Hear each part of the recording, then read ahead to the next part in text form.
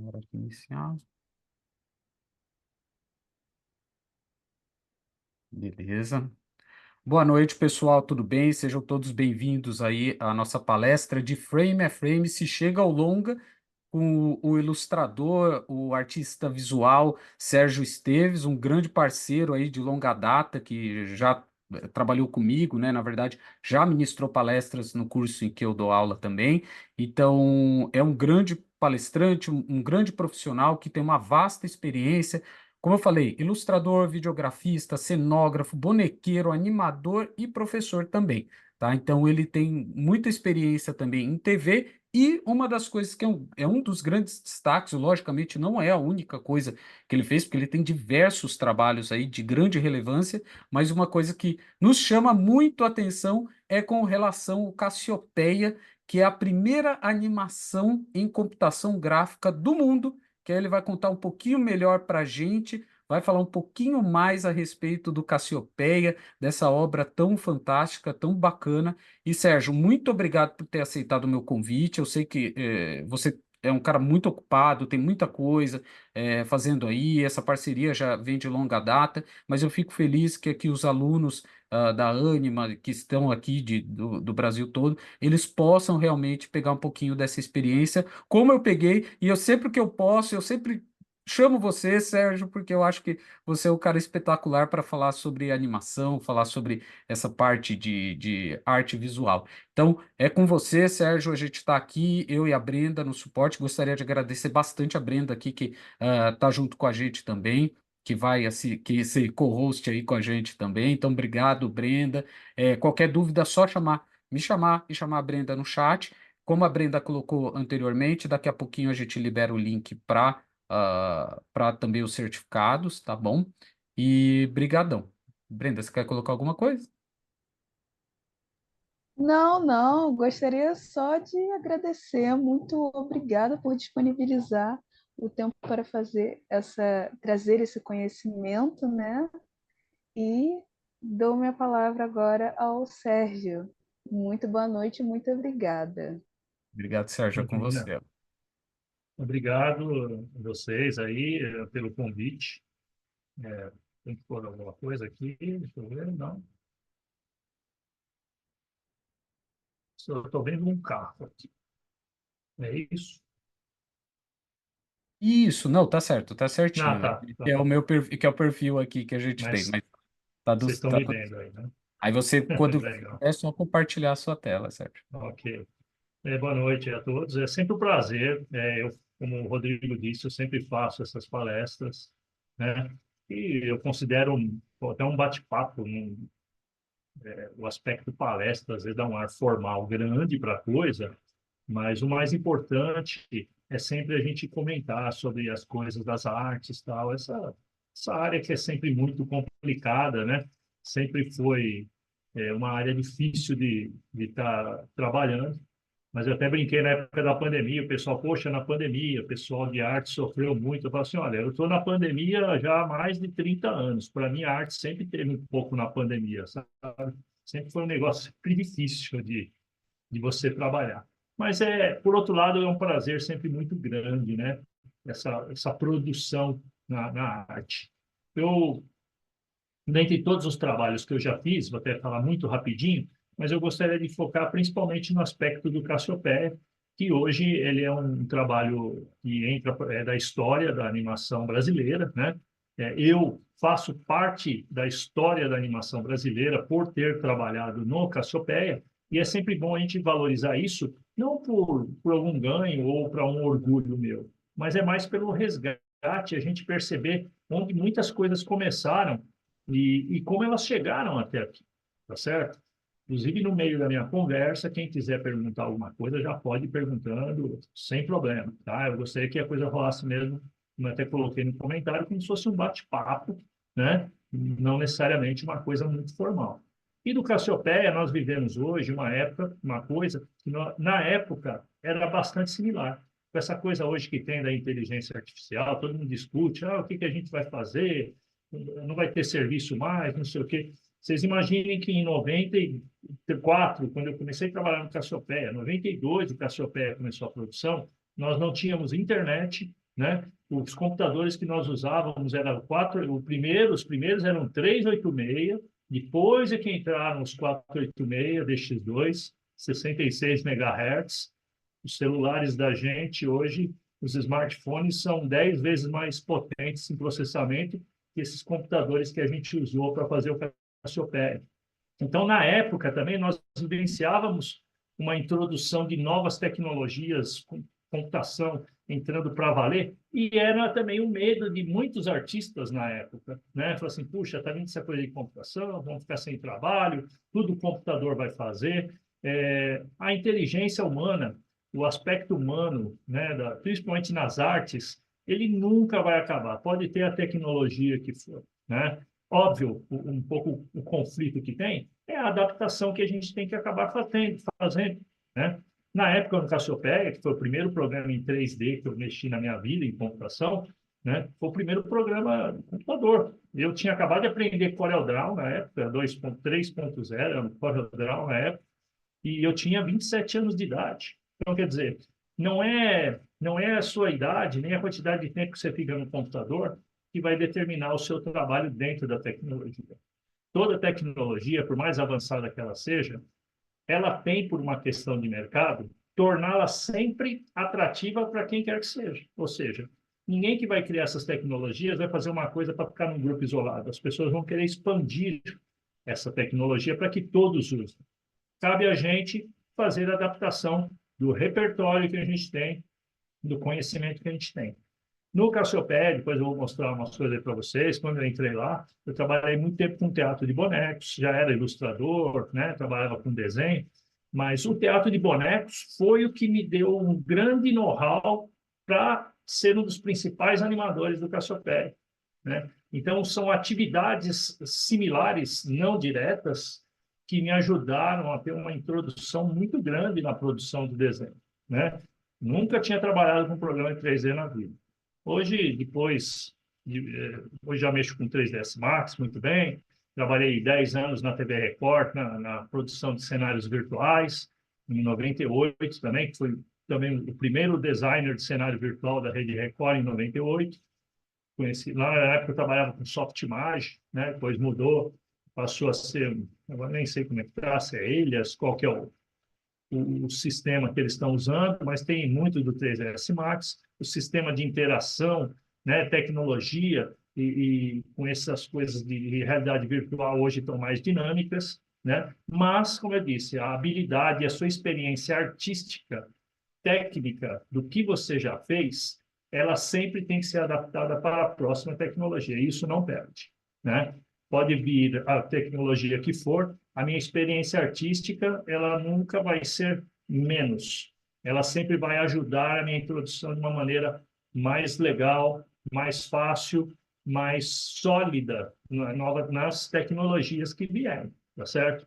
Então, não tenham medo das novas tecnologias, ao mesmo tempo também não desprezem conhecimentos clássicos, né? Ou a formação clássica. O que é a formação clássica?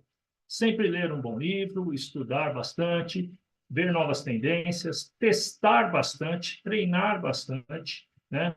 Seja qual for essa tecnologia. Então, não adianta só querer ficar em cima do computador, batendo ali no computador, que ele não vai te dar, às vezes, o conhecimento que você precisa. Para mudar um jogo, nós temos que conhecer as regras.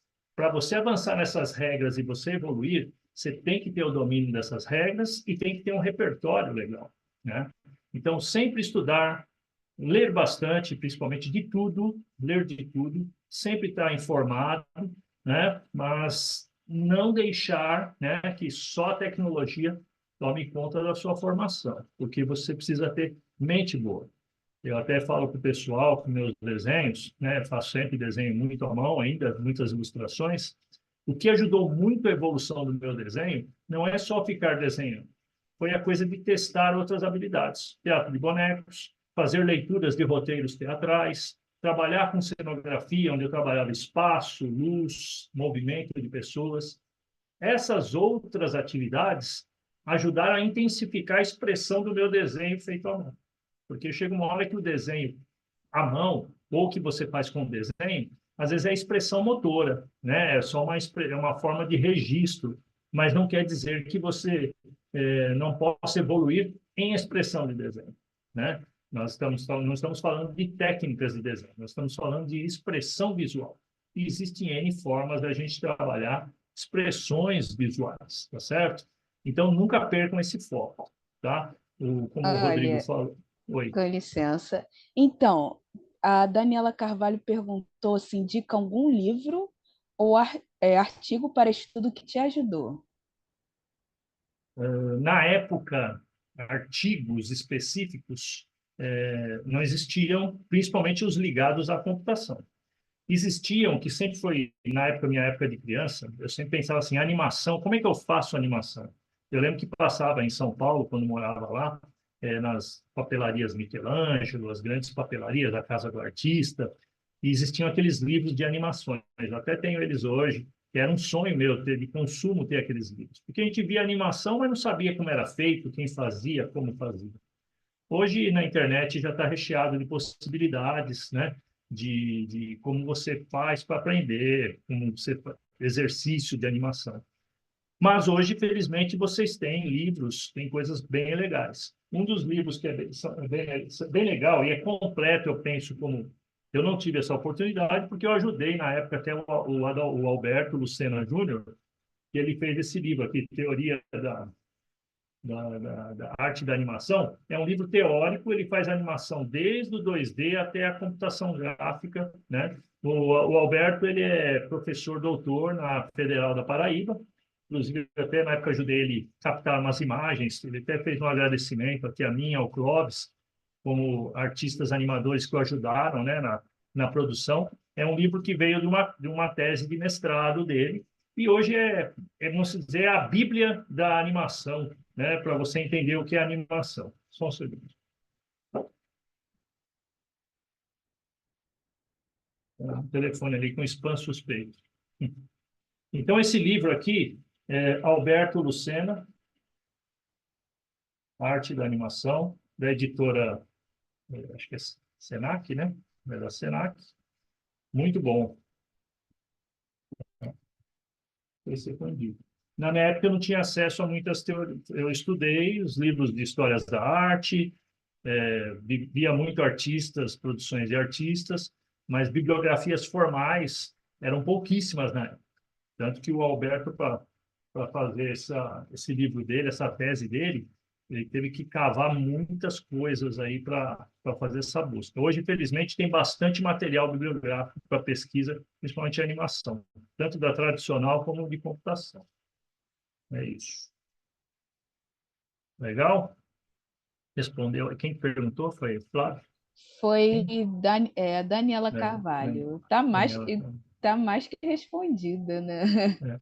Esse é um geralzão, mas ele é bem completo. O Alberto, ele é um artista plástico também, professor da Federal da Paraíba, mas ele é um artista, eu vejo a pintura dele e lembra muito o Salvador Dalí, sabe? Ele tem uma, uma persistência no estilo de trabalho dele que é feroz, assim. E acabamos nos tornando amigos na época da produção do Cassiopeia, que ele estava fazendo essa tese de mestrado dele, que virou esse livro que hoje é referência no Brasil. Aí todas as faculdades adotam esse livro. Não tem, acho que, uma faculdade que trabalhe com animação ou esse segmento que não tem esse livro lá indicado, né? É bem importante. Do Cassiopeia, vamos mostrar para o pessoal, quem não conhece o Cassiopeia, né? Deixa eu pegar aqui, share, né? Vamos pegar.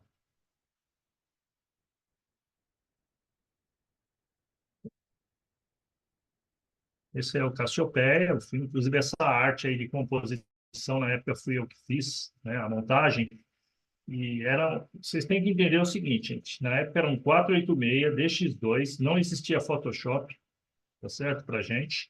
O Topaz Animator, que era o da Crystal Graphics, que foi o que fez o Cassiopeia, ele rodava no computador 486 e só podia ter até 1 giga a memória do computador. Eram 3 disquetes e meio que instalava de 3 megas e meio que instalava o programa.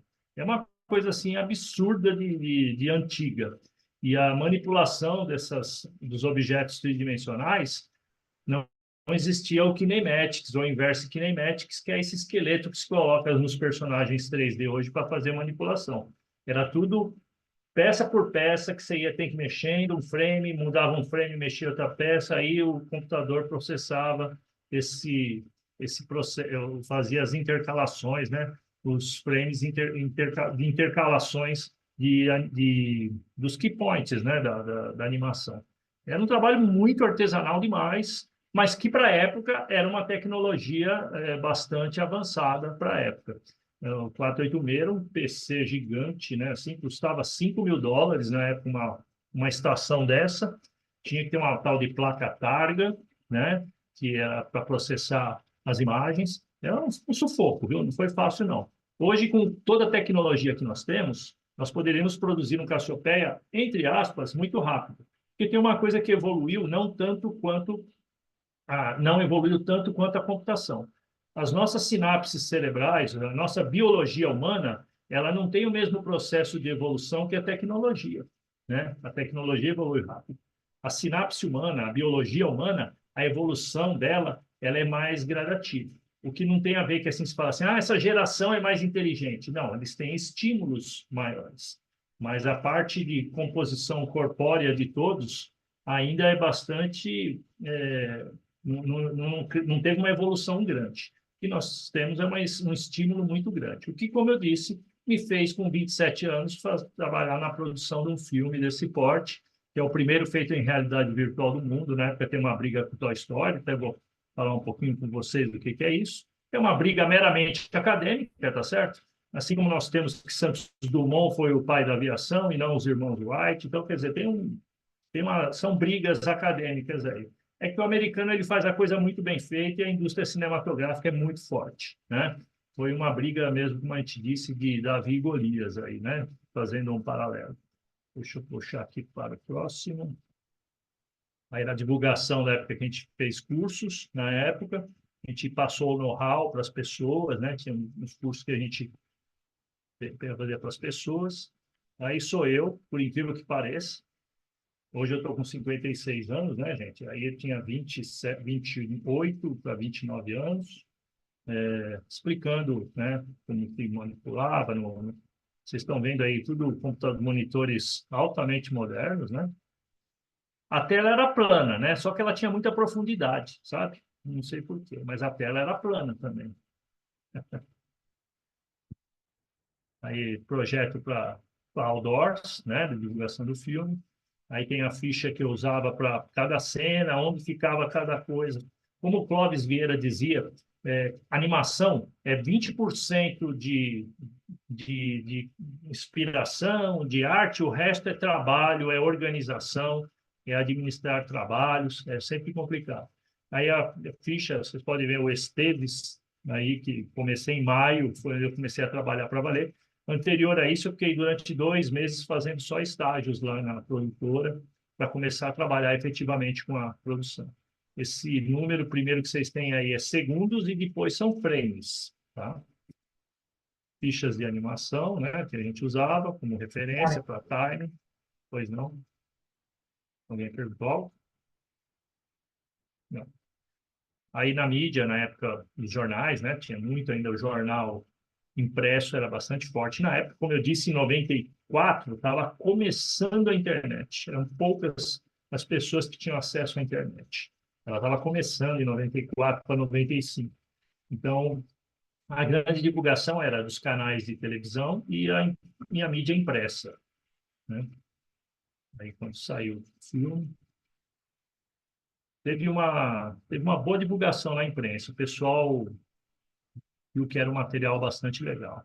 Aí, na época, como eu disse, o Toy Story foi considerado o primeiro porque ele foi lançado nos cinemas em janeiro de 96. E o Cassiopeia foi só em junho de 96.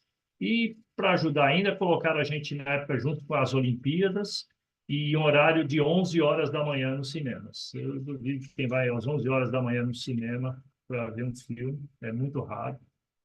Mas, enfim.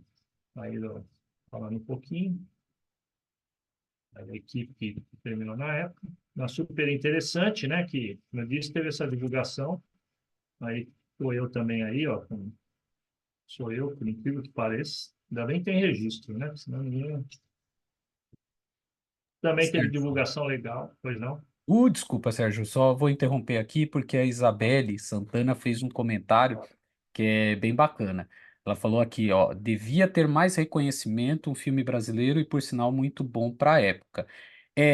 Assim, eu vou falar pela experiência que eu tive, que eu até te mandei, Sérgio, lembra, no final do ano passado, que eu não sei Sim. se o pessoal aqui conhece, mas aquele evento que é feito, a CCXP, que é um evento de animação e tudo mais, aí um dos apresentadores mencionou o Cassiopeia, né? Falou sobre o Cassiopeia logo depois que estavam falando de uma animação brasileira. E aí o pessoal começou a comentar, puxa, não sabia e tal. Aí eu automaticamente mandei para o Sérgio.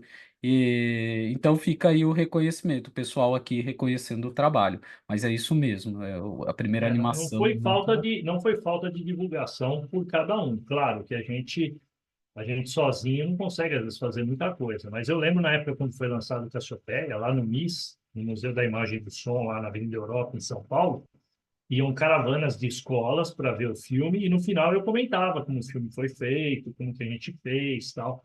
Então eu falei já muito, muito do Cassiopeia.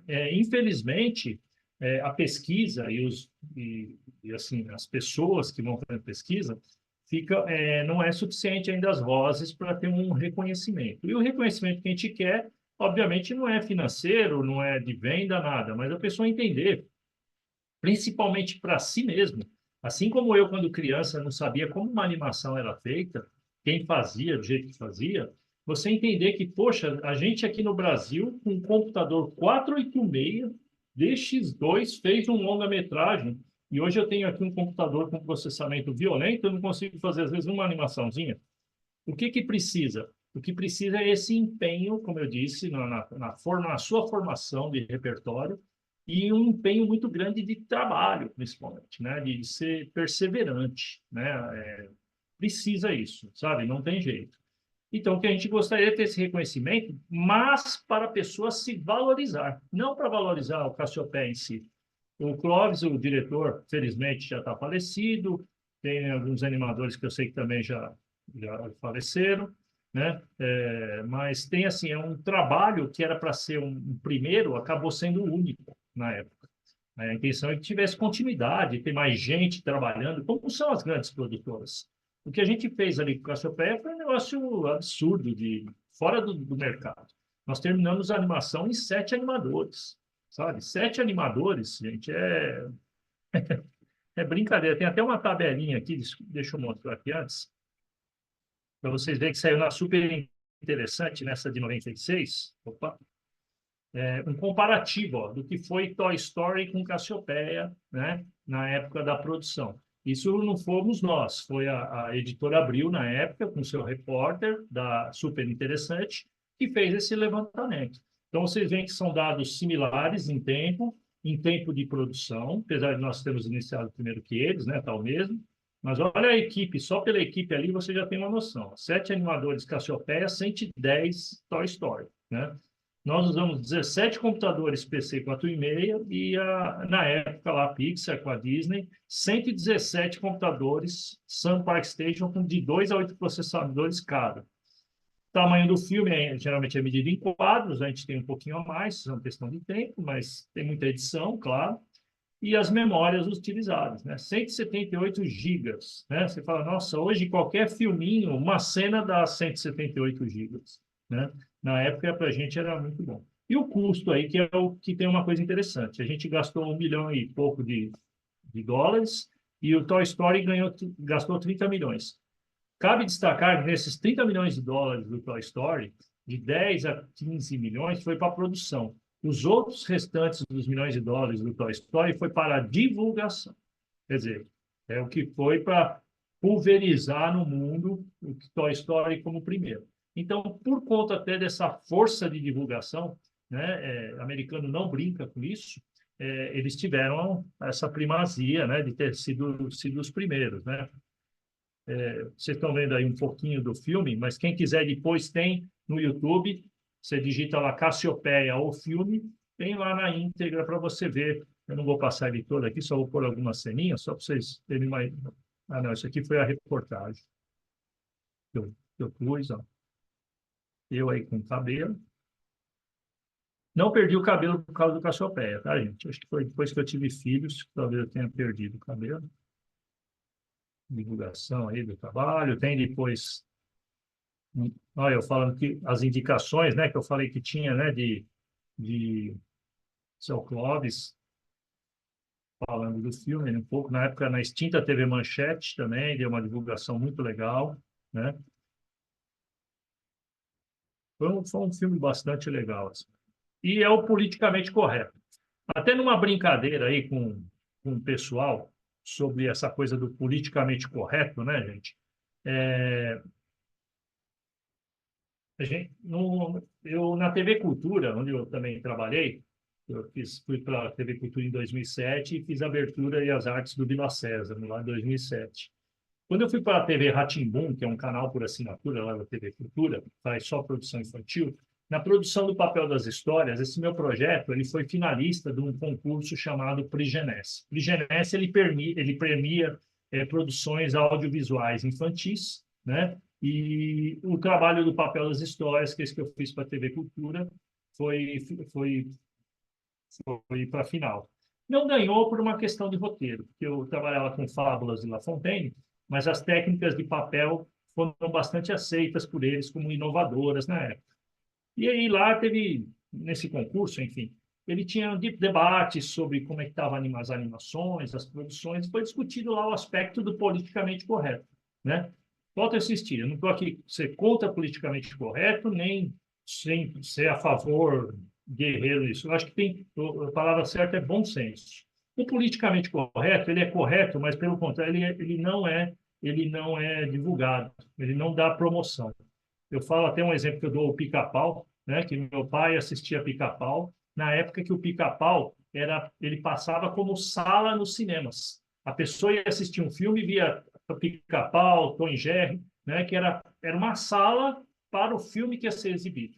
E olha o que virou o Pica-Pau e o Tom e Jerry. Meus pais assistiram, eu assisti, meus filhos assistiram.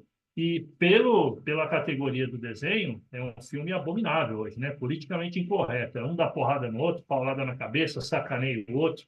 Mas todo mundo conhece. O Cassiopeia, que é politicamente corretíssimo, vocês não vão ver aspectos de violência, tanto que no Cassiopeia não pode ter armas de destruição, é armas de deslocamento espaço-dimensional, politicamente correto.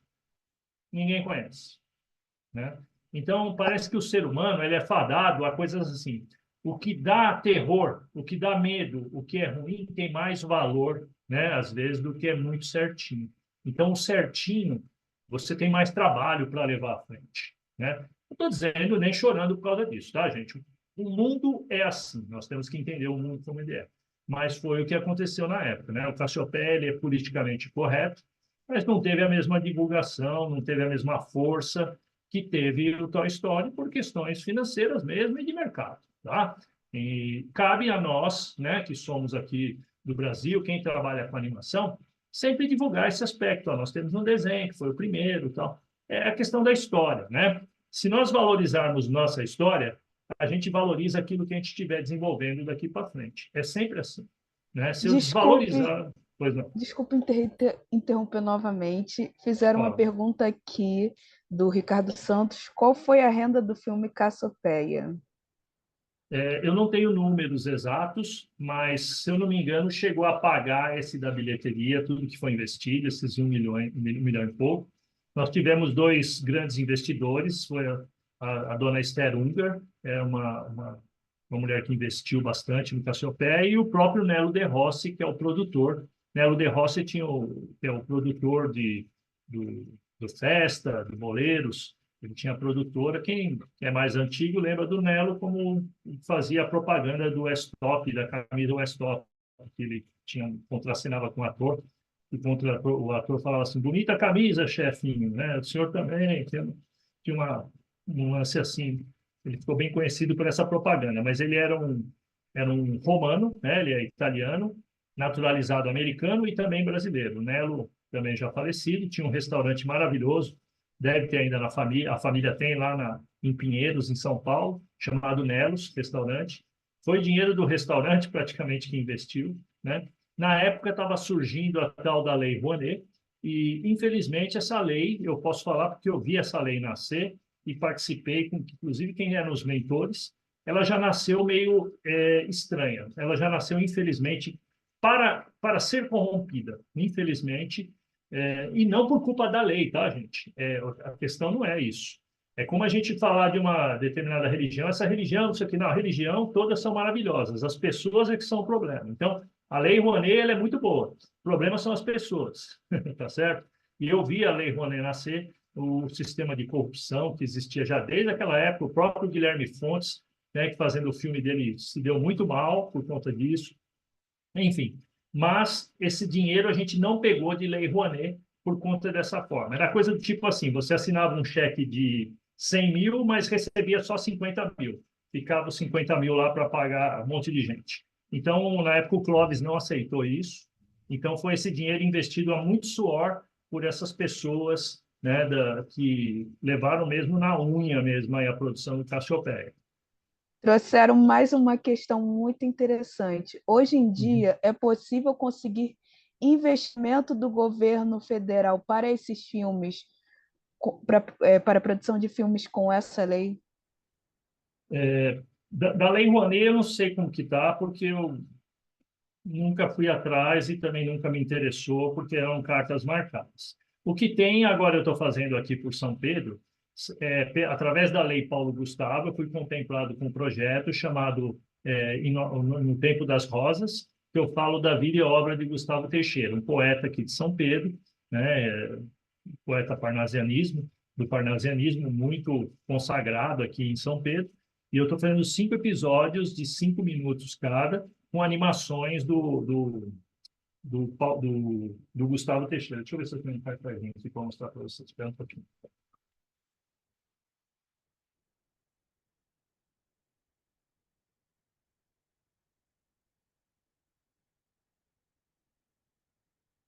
Desculpa, dessa tela aí eu não vou tirar o share aqui, não é isso? Stop share. É isso? Agora vocês estão me vendo, né? Isso, Sérgio. É esse aqui, ó. Nome da... No Tempo das Rosas.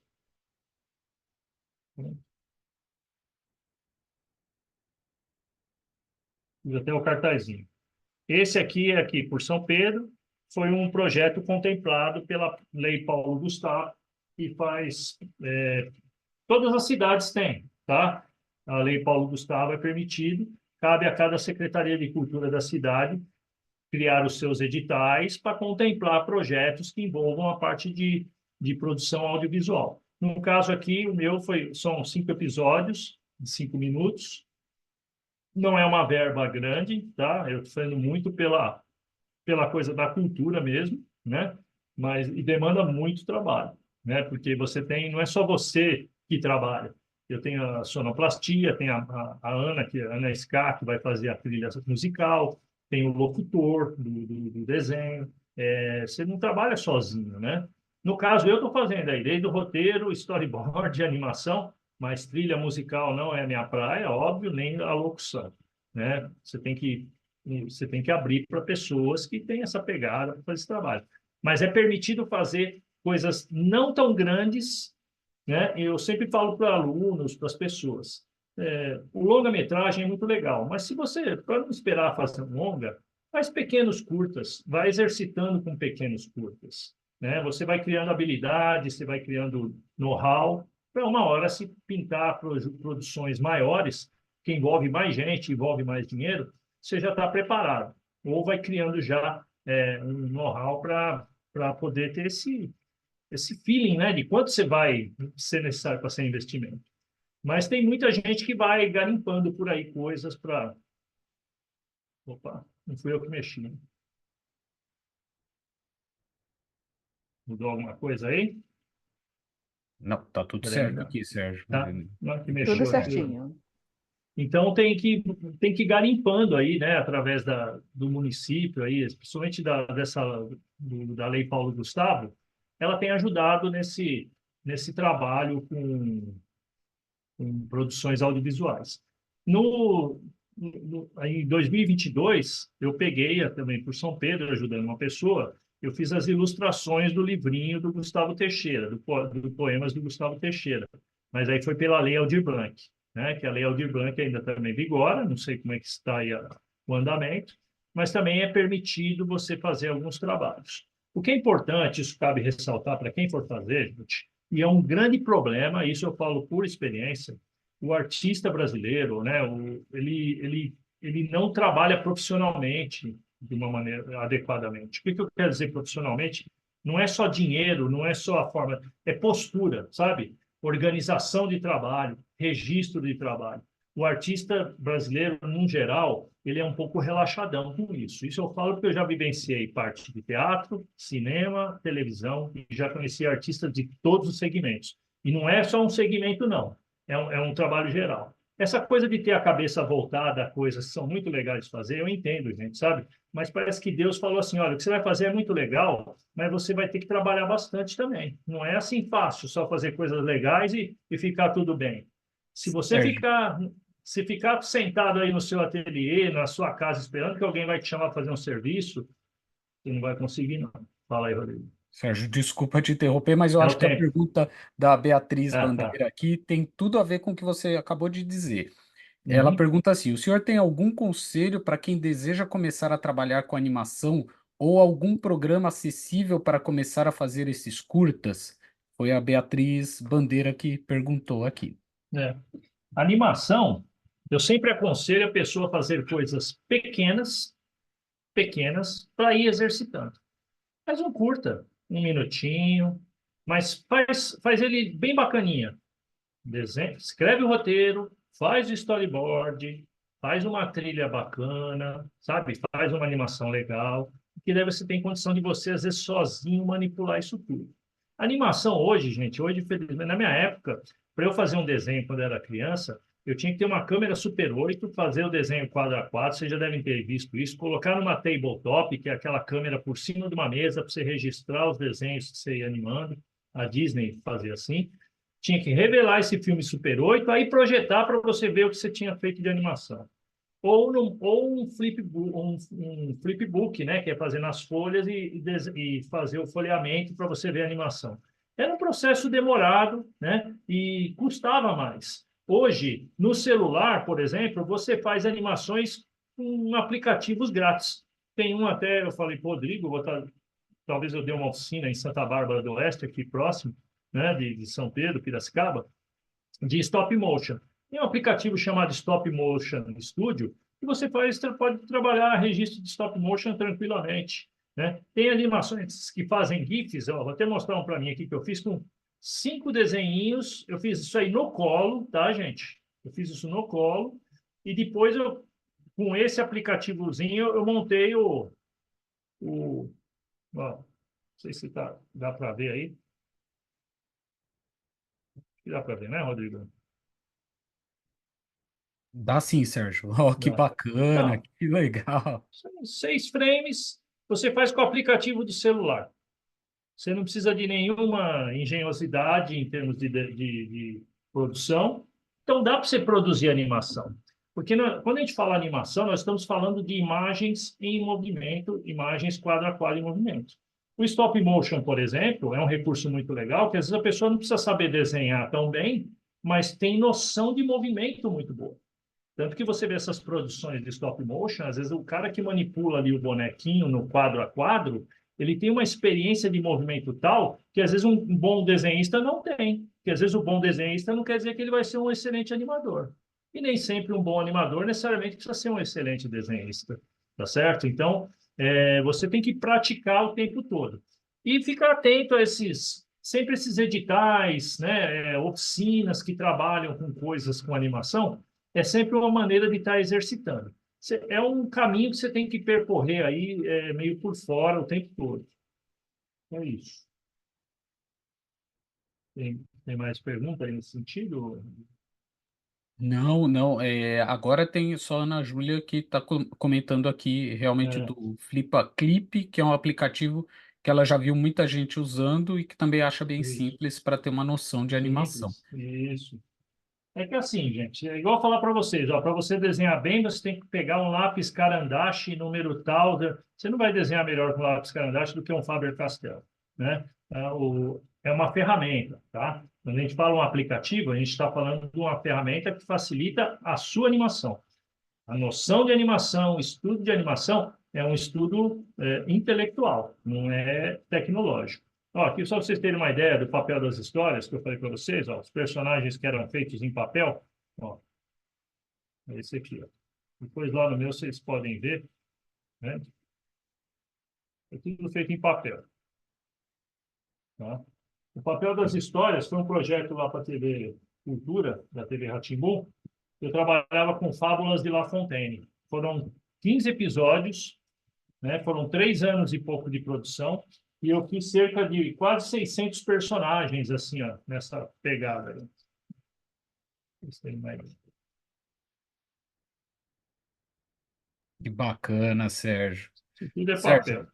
você quer aproveitar agora e revelar para o pessoal que está aqui na sala qual que é a palavra-chave de hoje?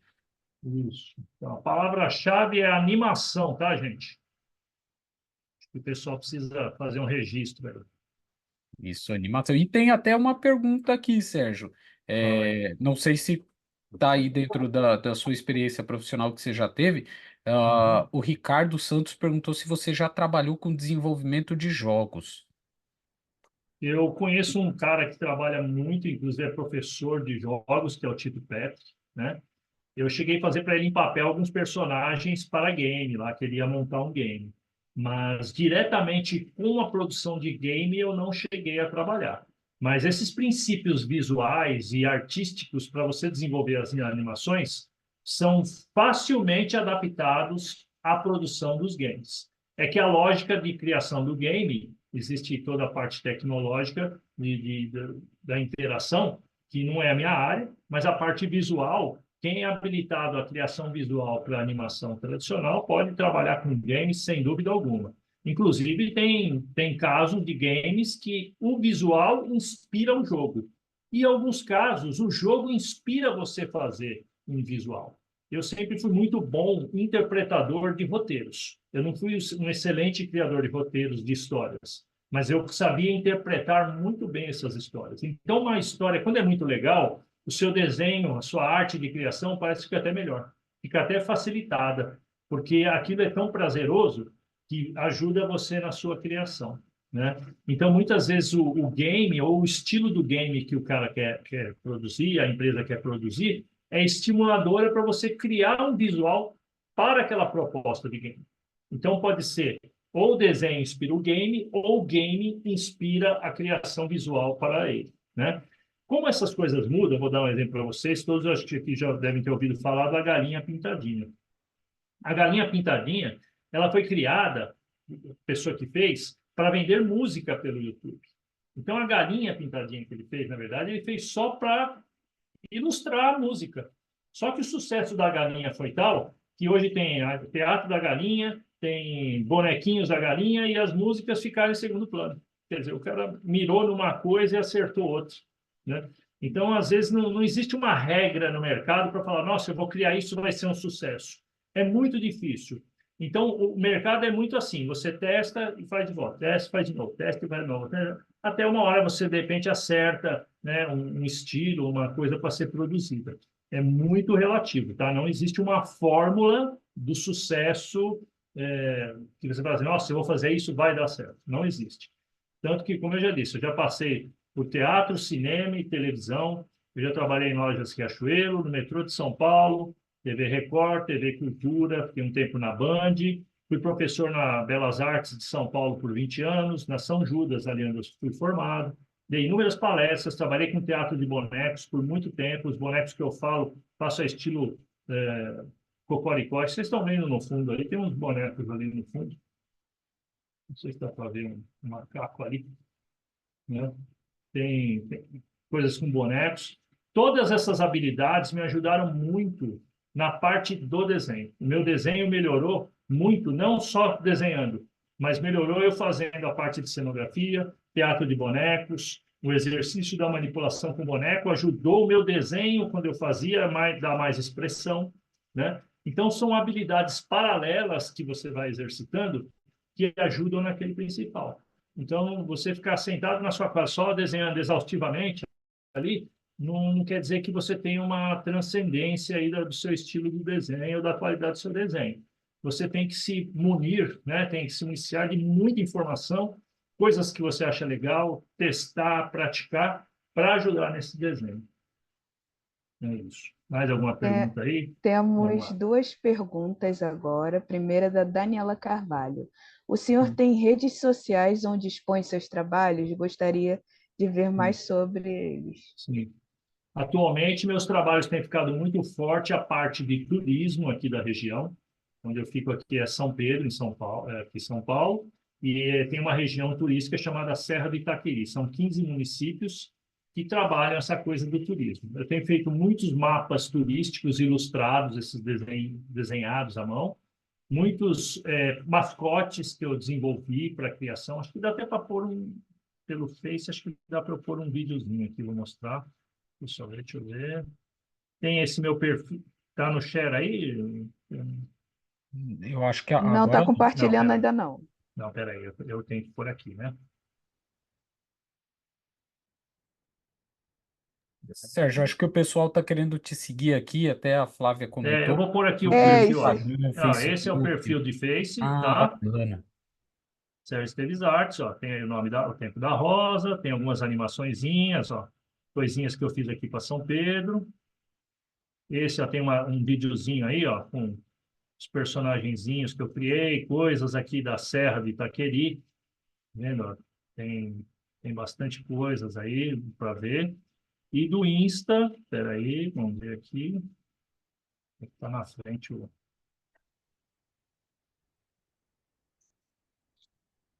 Tem coisa aqui na frente. É um pouquinho, gente. Deixa eu introduzir aqui.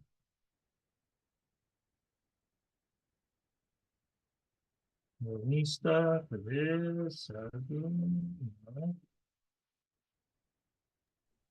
Ali embaixo, onde está depois do É, maisinho ali. pronto. Esse é o do Insta, tá? Então tem bastante, ó, tem a divulgação aí da nossa.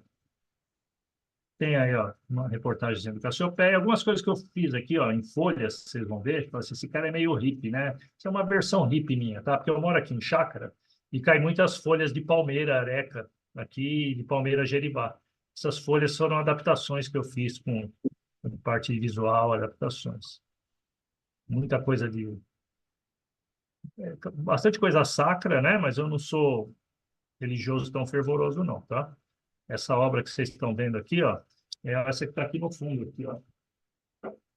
Minha e da tela, depois vocês vão ver. Então dá para nesses dois perfis aí dá para ver bastante coisa minha aí, tá? Isso aí, Face e Insta.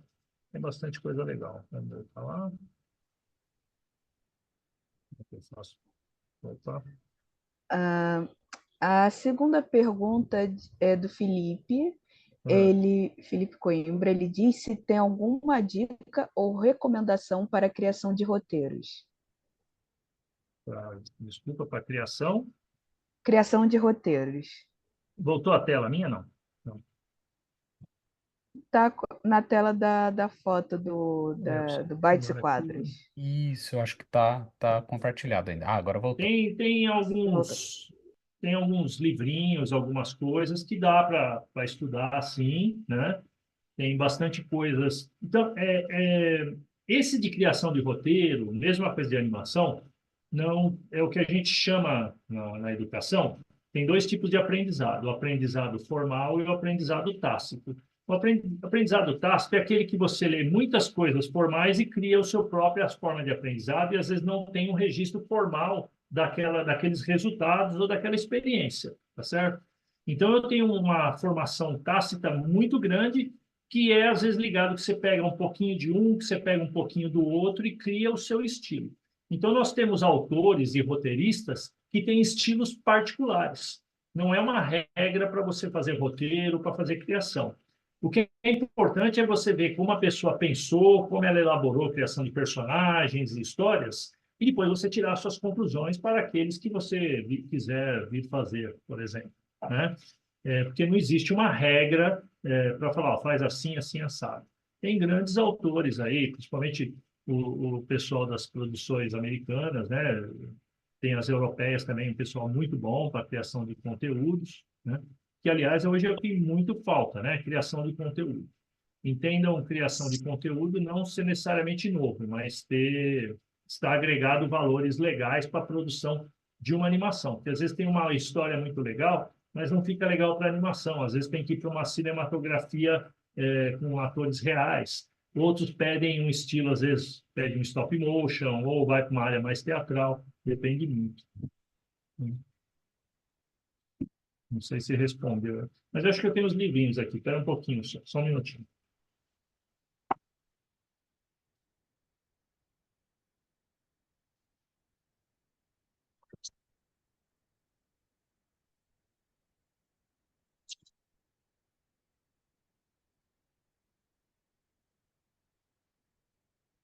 Ó, tem esses dois livrinhos aqui, ó.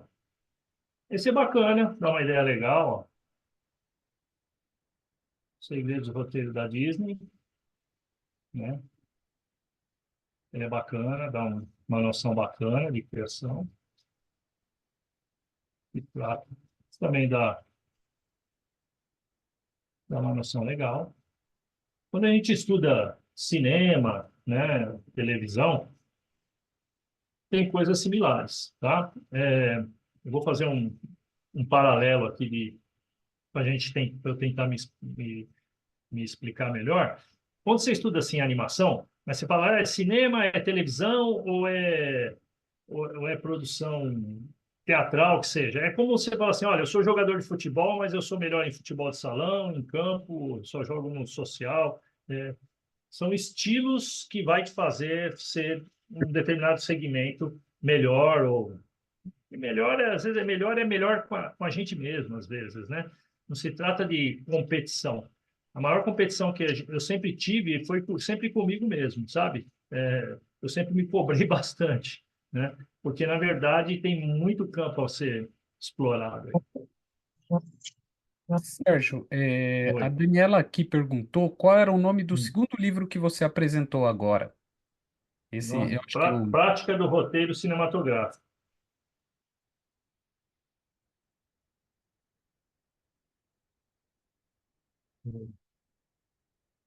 Todo.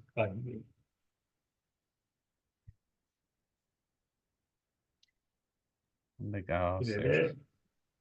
é de 1986, mas assim, o cinema é o mesmo cinema desde de Georges Méliès até desde os irmãos Lumière criaram o cinema. A forma do cinema ainda é o quadro a quadro, a persistência retiniana é a mesma ainda, como eu disse, a nossa biologia física, ela não evoluiu com a tecnologia. Então, as percepções de criação cinematográfica são as mesmas. Se a gente explora esses aspectos visuais, é o que, como eu disse, a gente só consegue mudar uma regra quando a gente tem domínio da regra e tem domínio das peças que movimentam essa regra. Não adianta a gente chegar aqui e falar assim, eu quero fazer uma revolução na animação, mas você não entendeu como foram feitas, né? Foi feito anteriormente, né? Os princípios de Méliès são usados até hoje para efeitos especiais. O que mudou é que hoje nós temos uma tecnologia que eu consigo, na minha casa, fazer aqueles efeitos especiais, né? E alguns outros mais sofisticados que exigem computadores e equipamentos mais sofisticados. Essa coisa de sofisticação, eu até falo, na época que eu entrei na Record para fazer cenário virtual, eu fiquei 10 anos na Rede Record fazendo cenários virtuais, e os 10 anos que eu fiquei lá, eu fiquei os 10 anos explicando o que era cenário virtual. Como é que essa câmera pega alguém num fundo verde ali e está passando uma coisa num lugar que não existe, a pessoa interage com aqueles elementos virtuais? Eu fiquei os 10 anos lá na emissora explicando como que funcionava cenário virtual. Sensores de infravermelhos ligados a uma câmera, que o movimento que a câmera fazia, esse movimento ia para o computador processava a peça tridimensional, o cenário tridimensional, simultaneamente a ele. É o mesmo efeito do game. Ele usava 1/30 do segundo para processar as imagens para você ver que parecia em tempo real. Na verdade, os olhos da gente até 10 quadros por segundo, pelos princípios da persistência retiniana, é que a gente sabe que está em movimento. Abaixo disso é que a gente vê o piscar. Mas quando a gente assiste uma televisão, a gente está assistindo, ou seja, o que for vídeo, a gente está vendo imagens pelo menos 30 vezes por segundo, imagens paradas, que dão a gente a sensação de movimento. Mas as imagens são processadas o tempo todo. E o game faz isso. Quando você está avançando no game, aquelas imagens vão sendo processadas à medida que você avança no jogo. Aquelas imagens, elas não estão prontas. Elas são processadas, por isso que os Xbox da vida aí têm um processamento violento, que é o mesmo processador que fazem os cenários virtuais das televisões. Ele é processado em tempo real, esses quadro a quadro. Sérgio, agora eu tenho uma pergunta minha, na verdade, aqui para você, que Sim. eu acho que talvez seja uma dúvida do pessoal. A gente está vendo que você está aí no seu ateliê. Conta para a gente qual que é a diferença de repente, você trabalhar no seu ateliê em casa, produzir as suas peças, para de repente você fazer uma animação no estúdio, trabalhando com o pessoal. Tem muita diferença desse tipo de trabalho, o tipo de trabalho que você faz em casa, o trabalho que você faz lá? Qual que é mais ou menos a sua rotina de trabalho nesses dois ambientes? Depende do que você está produzindo. Se é uma coisa que depende só de mim, né? Por exemplo, eu vou produzir, eu posso trabalhar. Apesar de ter meu ateliê aqui muito legal, bacana, eu desenho, eu tenho um péssimo costume, eu desenho no colo, na sala vendo televisão, tá? Eu venho para cá quando eu preciso recortar, cortar alguma coisa, montar alguma coisa, aí que eu venho para cá. Além do que aqui também é muito quente no verão, fica quase insuportável ficar, mesmo tendo um ar-condicionado, mas ele não vence. Então, assim, essa rotina depende muito do trabalho. Já teve trabalhos que eu fiz, por exemplo, para a Acatu, é uma ONG que trabalha com um sistema de educação para sustentabilidade, né, uso consciente de energia, um trabalho que eles fizeram na época para a antiga Eletropaulo. Eu fiz animações onde eu fiz tudo por aqui. Um cara da hidrofonia, que é um estúdio de sonorização em São Paulo, fez lá. O Ricardo Lisboa, que era da produtora, coordenou por São Paulo. Eu tive uma reunião presencial uma vez em São Paulo. O resto eu fiz tudo por aqui. Um trabalho que eu fiz para a Fundação Mafre, chama Viver com Saúde, também é um trabalho que eu fiz todo aqui, não tive contato com ninguém. Mas isso por quê? Porque eu dependi somente de mim, né? E lógico, com a experiência que eu tenho de trabalho, às vezes a necessidade presencial não se torna tão necessária, tá? Por exemplo, quando eu trabalhei no Vila Sésamo, em 2007, na Cultura, lá precisava ter um presencial. Então, toda semana tinha uma reunião de pauta para a criação da Vila Sésamo, da gravação, né? Vinha lá o ator, o Fernandinho, que mexia com o Garibaldo, o cara do efeitos, eu que era da computação gráfica, a diretora da produção, o cara do efeitos. A gente se juntava e falava, essa cena o que que é? Ah, essa cena vai ter computação, Sérgio, então tem computação assim, sabe? Passava roteiro, cada um vinha o que tem que fazer e a pessoa ia correr atrás na sua sala, no seu galpão, fazer as coisas que tinham que fazer. Mas geralmente vai muito de interação, né? Conforme você vai trabalhando, você vai percebendo o que tem que ser feito. E em alguns casos ele precisa estar junto, em outros dá para trabalhar separadamente, né? Então, eu faço sempre muito aqui, muitas coisas eu tenho feito sozinho, mas não é que eu goste não, tá, gente? Eu gosto de ter contato com pessoas, né? Apesar de o trabalho da arte ser solitário, né? Porque quando você está desenhando, você está trabalhando, você tem que com você mesmo, mas eu gosto do contato com as pessoas. Eu gosto que as pessoas vejam o que eu estou fazendo, eu gosto das pessoas vejam o que eu estou produzindo, sabe? Isso me satisfaz, porque você tem já uma resposta de interação rápida do que você está fazendo, né? Para mim, pelo menos, é prazeroso. Tem gente que gosta de ficar bem isolado e se sente bem assim. Eu não gosto muito, não, mas eu tenho trabalhado sempre dessa maneira. E o estúdio, tem até uma luminária aqui, vocês devem ter visto, né? É com folha, ó. Viram? E de folha que está aqui em casa. Minha versão hippie, né? Como diz minha mulher. É isso. Respondeu aí, o Sim, Rodrigo? sim, Sérgio, perfeitamente. Mas aqui é gostoso também, óbvio, onde eu moro aqui agora, claro, é uma chácara, tem muito espaço, né? É um ambiente gostoso. não é frescura, mas quando você acorda em um lugar que tem árvore e tal, você já acorda abençoado de uma certa maneira, vamos dizer assim, né? Você acorda com ar bacana. Mas eu tenho as dificuldades como todos têm, tá, gente? Eu tenho que correr atrás de trabalho o tempo todo. Com toda a minha experiência, eu tenho que matar um leão por dia, tenho que explicar o meu trabalho, o que eu fiz, o que deixei de fazer, porque não são todos que te conhecem. E o que eu fiz já está feito. Ninguém vai me dar mais nada pelo que está feito. Só serve como experiência. A cada dia eu tenho que me renovar. Então, sempre me exige, eu sou exigido para criar coisas novas, né? E apesar da minha idade hoje, eu me sinto cada vez mais jovem no sentido da criação, porque hoje eu tenho um repertório tal que faz a minha mente abrir com muito mais clareza e com muito mais arte do que eu tinha 20, 30 anos atrás, né? Então, felizmente, essa minha área é uma área onde a idade não compromete a produção como outras, né? Que exige, às vezes, um trabalho físico, um trabalho forte, né? Onde a pessoa, com o tempo, vai naturalmente se desgastando, né? Então, e não sofro com nenhum problema de etarismo aí, né? É um problema que tem sido recorrente aí das pessoas que, já de olhar uma pessoa mais velha, já fala, ih, esse aí já está falando coisa velha. Eu sempre fui criador de coisas novas. Como eu disse, eu trabalhei no desenho primeiro feito em realidade virtual do mundo, há 30 e poucos anos atrás. Fui o primeiro designer de cenário virtual da Rede Record em 98, que também já tem aí seus 20 e poucos anos. Fui o primeiro que fiz trabalhos com animação em papel na TV Cultura, que o pessoal nem na BBC em Londres viu trabalhos como eu fiz com papel das histórias, que foi feito isso em 2007 para 2008, né? Tem esse trabalho que eu faço hoje aqui no turismo, que o pessoal também nunca tinha visto trabalhos com qualidades assim aqui na região.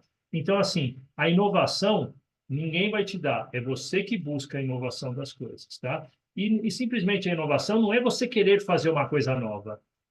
Os problemas, as dificuldades, os temas que aparecem, você tem que criar a oportunidade para ser um inovador naquilo que você vai fazer. Quanto mais repertório você tem, você vai tendo mais qualidade, mais agilidade, você tem controle pleno do tempo que você vai usar para fazer determinadas coisas. E você acaba sempre oferecendo um trabalho de qualidade, e é assim que eu me considero hoje aqui. Mas financeiramente sempre é muito difícil, tá, gente? O mercado ele não está acostumado a lidar com artista, né? O trabalho artístico, se é novo para a gente que é da área, determinadas coisas, você imagina para quem não é da área, né? Você está falando de coisas, parece que você está falando de coisa de outro planeta para essas pessoas. Então, eu acabei me tornando professor por conta disso. Eu tive sempre que explicar as coisas que eu fazia, né? E eu tive que criar uma didática para explicar aquilo que eu estava criando, e isso acho que acabou me tornando um professor. Eu fui sempre obrigado a explicar aquilo que eu estava fazendo, desenvolvendo, de onde que eu tirei. Muito bacana, Sérgio. Eu acho que a gente está chegando aqui mais ou menos no nosso horário, né? Não sei, não é, Brenda? A gente está aqui já chegando, dando aí as 8 horas aí, pessoal. Só Vamos depois ver. te dar um toquezinho, quem é da região aqui, Piracicaba, região, eu vou estar trabalhando, tem uma oficina que eu fui voltar ali em Limeira, no Centro Cultural ali de Limeira, começa em abril, de criação de personagens. Criação de mascotes, personagens para diversas utilizações. É como essa coisa de pensar personagens, criação visual, começa em abril, é um curso toda segunda-feira, é grátis, né? Você não pode pagar só 25 de material, alguma coisa ali que a pessoa deve gastar, com o material que é para oficina. E estou tentando em breve, em Santa Bárbara, tentar fechar uma oficina com stop motion lá, ou o outro que eu mandei foi de bonecos, não, foi de pop-up, né, que é trabalho com papel. Vai ser bem legal. Quem é da região, quiser aproveitar, fiquem atentos. É isso. Ó, você já tem convite para ir para Vou para BH, para Belo. Belo Horizonte, É ó. isso que eu ia falar, olha só. Me paga a passagem que eu vou. Porque assim, a gente sempre doa bastante, né? Por exemplo, o Rodrigo aí, por exemplo, ele nem um café ele vai me pagar por essa palestra, mas não estou cobrando também não, Rodrigo. Mas a gente faz isso por amor mesmo, a qualidade. Mas quando tem coisa assim que a gente tem uma despesa, a gente sempre fala, olha, Sérgio, eu tenho aqui, como eu fui em Santa Bárbara, aqui recente na escola ali, uma ex-aluna minha do Senac me chamou para falar sobre uma eletiva na escola, eu fui lá de graça, né? Mas chega lá, você come um bolo, não sei o quê, e me pagaram a passagem para ir daqui até lá, gastou R$ 100, coisa do tipo. Vamos fazer, vamos ajudar, deixa o pessoal ver o que é legal fazer, né?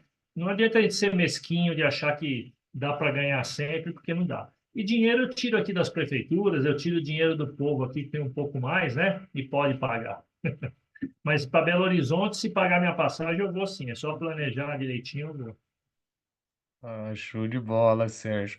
Então, Sérgio, queria agradecer demais Ah, aí. tem o. Opa, Depois pode. vocês podem fazer.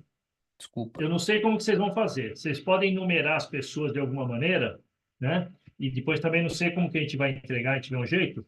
Fazer um sorteio, ó, de um cartaz do Cassiopeia, tá? Uau, Sérgio. Um É, a gente cartaz, é vai ter que. um pôster bem legal, Uhum. tá? Vê aí o jeito que Ah. vocês querem sortear, tá aqui guardado para o pessoal que participou hoje aí, guardar um pouquinho da história aí da animação brasileira aí, de uma certa maneira. Eu vou fazer o seguinte, eu vou discutir com o pessoal aqui do Projetando para ver como é que a gente pode fazer esse sorteio e aí eu vou Isso. falando com você, Sérgio. Eu vou conversar com o pessoal, não sei se, assim, não vou bater o martelo aqui do que a gente vai fazer, porque é meio É, difícil agora de supetão a gente meio sim. descobrir como é que a gente vai fazer um sorteio aí. Mas a gente É, pode pode pensar até ser Pode no fazer assim, ó. Vamos fazer assim. Você me formulário passa o também. número. Você fala, ó, tivemos hoje 30 pessoas participando, de 1 a 30. Nós numeramos esses 30 assim, um, 2, 3, aleatoriamente. Aí eu vou falar um número para você, ó. X, número X. Você vai ver na listinha que você criou aí, ó. Esse é o X, ganhou. Pronto. Tá? Aleatório mesmo, assim. Maravilha, é um jeito da gente fazer. É, Só Boa. que, como a gente não tem acesso ao formulário agora, né, com as respostas, eu acho que fica meio complicado agora a gente fazer, podia né? dar já um direto aqui se alguém falasse que assistiu o Cassiopeia inteiro já. Já era uma coisa de. Mas pelo jeito acho que ninguém nunca assistiu aí, né? Fora você, né, Rodrigo? Então, ia contar Você o também final, não. só não ia poder contar o final do filme, né? Porque senão não ia ser muito bacana dar spoiler. Não sei, Brenda, melhor a gente Bom, vejam discutir, aí. né? E aí a gente depois vê ou... Legal. É melhor a gente depois ver certinho, Depois direitinho, me como a avisa, gente você não teve fala onde que eu informação. mando aí para vocês mandarem para a pessoa, porque Tudo bem. eu já cheguei a mandar para Minas aí, não para Belo Horizonte, uma cidade, mas voltou, porque bateu lá e voltou, não sei por quê. O nosso correio é muito eficiente também, né? Então, voltou um cartaz aí. Mas aí a gente manda pelo correio aí, a gente vê como que manda para a pessoa que ganhar. Se morar longe, né? Ah, Ó, beleza. já falaram aqui, eu É, marquei de ver com os meus amigos aqui, hein? então, Olha, Olha que moral, hein? Tá vendo só? olha lá, Olha, outro lá, manda aqui para BH só para testar. vai que funciona, né? Vai que dá certo não é? aí. Então, a gente pode fazer assim, eu vou conversar aqui com o pessoal, vou entrar numa reunião depois, quando a gente tiver uma reunião, a gente meio que acerta e de repente a gente divulga até nas redes sociais do Projetando e tal, como é que a gente Né? faz, né? De Isso. repente a gente faz por lá, que aí fica mais fácil, a gente marca você no Porque vocês Instagram. não vão emitir certificados para alguns? Isso, De isso. repente, de Exato. repente, essa numeração do certificado, você fala, ó, esse aqui foi o um, pô, não precisa estar marcado no certificado, mas vocês determinam uma lista aí para Ah, bacana. sorteio, entendeu? Ah, Aí você fala, ó, legal. Sérgio, temos de 1 a 20. Eu escolho um número de 1 a 20, entendeu? E quem ganhar, ganhou. Bom, Maravilha, maravilha. sem muita frescura. Tá saindo cada ideia para mandar. O pessoal tá querendo cartaz Faz um com. aviãozinho, né? Olha só, gente, vocês. Até eu queria, tá, gente? Mas eu não tô podendo. Então, gente, ó. Rima do seu organizador. Então, ó, a Ana Júlia perguntou, o cartaz vem autografado? Tem que Posso ser. autografar. Quem ganhar, posso mandar autografar. Sem Ah, problema. que bacana. Sérgio, então, muito obrigado mesmo pela sua presença. É Valeu. sempre muito bacana ouvir você falar das suas experiências, falar não só do Cassiopeia, mas da sua experiência como profissional, como artista, porque ainda mais nessa área de audiovisual, que é uma área também que sofre bastante, que é um pouquinho mais complicado de entrar, como a gente viu aqui, tem muita gente com dúvidas, como é que começo? É difícil e tudo mais. Então, é bem bacana ouvir você falar, trazer essas experiências aí para gente, Gostaria também de agradecer aí todo mundo que esteve presente aí, que participou. A gente teve aí ó, um público bem bacana, a gente chegou aí até 103, 104 participantes aí, bem legal o engajamento aí Muito do bacana. pessoal. Agradecer a Ah, Brenda, nossa, muito bacana, obrigado, Brenda, por ajudar aí, né? Ajudar bastante, né? o pessoal Conduzir, precisando de na verdade. informação aí pode entrar em contato aí nas minhas redes. Eu sou muito solícito assim a curiosidades. O pessoal não tem, como eu disse, eu não tenho fórmula para falar como é que eu faço para trabalhar. Você tem que estudar, né? É o máximo que dá para eu falar.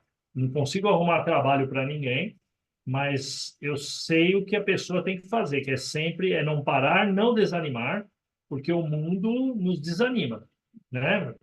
Então tem que sempre batalhar. Mas eu dou informações se precisar. Pode entrar em contato aí comigo nas minhas redes. Eu vou atender, sim, com o maior carinho todo qualquer um, tá bom? Bacana, Quem um Sérgio. dia vier passear aqui em São Pedro, vem aqui passear em casa, mostra o ateliê, Ah, pega umas frutas aí, pode nadar também na piscina, tem piscina que é gostoso, pode vir passear aí. o pessoal vai, hein? Olha que o pessoal Não sei, vai, hein? né? Vem um pouquinho por vez, né? Então, obrigado. Brenda, você Tem um quer? cara de BH aí, ó, de BH, fala para ela vir, ela pode vir pegar o cartaz se ela quiser. Se ela vir aqui pegar, eu dou um cartaz para ela. É para ela ou para Beleza. ele? Não sei quem. Olha lá, Eu acho que Daniela, tem né? dois, eu acho Então, que, sei lá. acho que tem Se duas você vier pessoas. aqui, eu te dou um cartaz, independente do sorteio, tá, Daniela? Bacana. Legal. Brenda, você tem algum Ah, recado tem pro um que mora no pessoal? México, velho. Então, tá vendo? Marcar de Do fazer um México, churrasco, né? Brenda, tem algum recado? Ah, só um recado. Primeiro, agradecer, Sérgio. Muito obrigada pela palestra. Foi uma aula de Eu ia puro falar para acessar o conhecimento. QR Code aqui, ó. Tá vendo? Ó, Ó, tem meu QR acessa Code. aí, gente. Ó, lê aí já.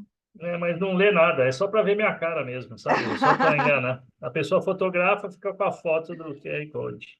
Olha que lindo. Ó, Eu vai ser chamei uma de boa Quick estratégia. Caricature Code.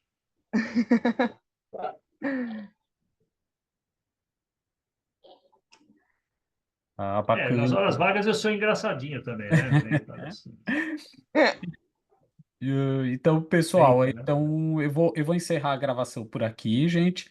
Aí, depois que a gente encerrar, quem participou, não esqueça de entrar lá no formulário, preencher o formulário, colocar a palavra-chave também, eu vou colocar aqui novamente, tá? E eu vou encerrar aqui a gravação, tá? E aí, depois, se alguém quiser bater mais um papo, conversar alguma coisa, a gente troca uma ideia aqui rapidinho. Para quem está assistindo e não estava presente aqui, ao vivo com a gente. O bate-papo foi super bacana. Fiquem ligados aí nas redes do Projetando, aí tem bastante coisa legal aí pra gente. E até mais. Obrigado todo mundo. Obrigado, Brenda. Obrigado todo mundo que estava aí. Obrigado, Sérgio. Até mais. Abraço, gente.